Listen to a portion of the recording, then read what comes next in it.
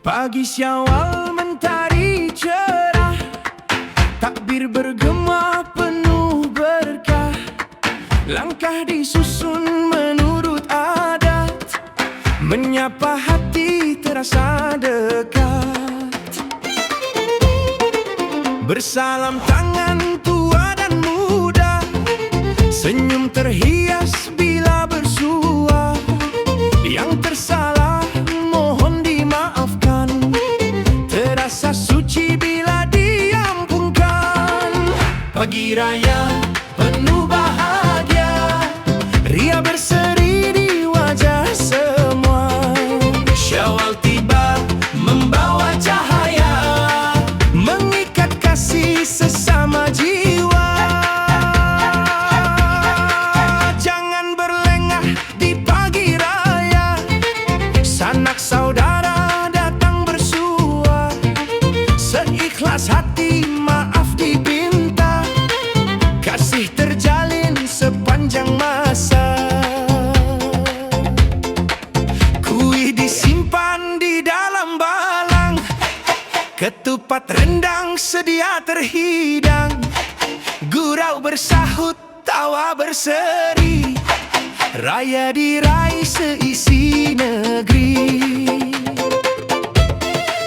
Anak kecil berlari riang, mercun berbunyi berselang-selang. Yang berjauhan pulang bertemu, di hari raya terubat rindu.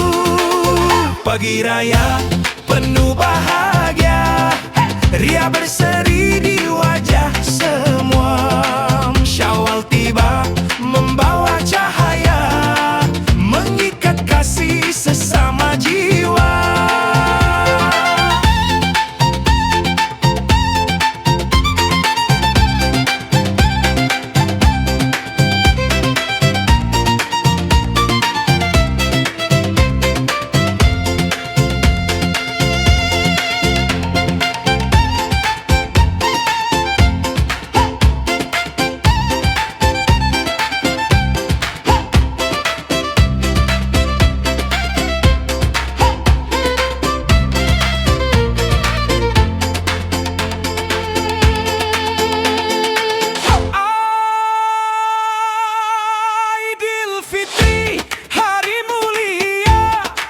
Menghapus duka lama semua, adat dijunjung pusaka lama, disambung zaman turun-temurun.